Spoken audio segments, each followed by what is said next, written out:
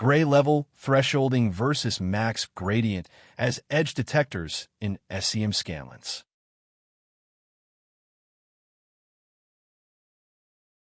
Let's start with real-life example for edge detection and measurement. Contact P80656 nanometers node. Radial search from contact center outside produced scan used to find edge point in gray level and gradient mode.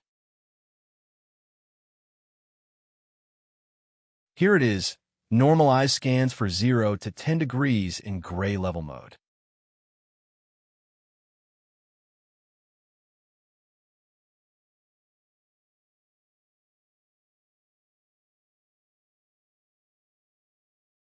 Normalized scans for 0 to 10 degrees in gradient mode.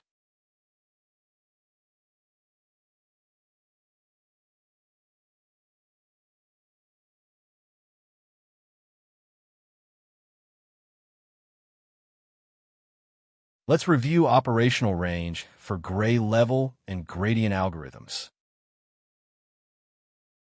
4GL algo pixel deviation at rising edge between 30% to 70% is extremely small, ensuring exact edge detections from scanlines.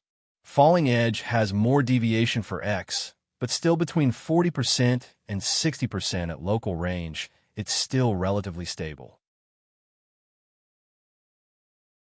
For gradient algo, please note that maximum spread is much higher and we have increased level of X edge placement uncertainty both for the rising and falling edge.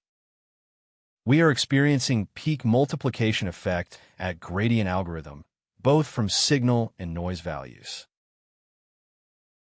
But maybe visual representation of only 10 scanlines are misleading? We will discuss with more data in following post. Thank you for attention.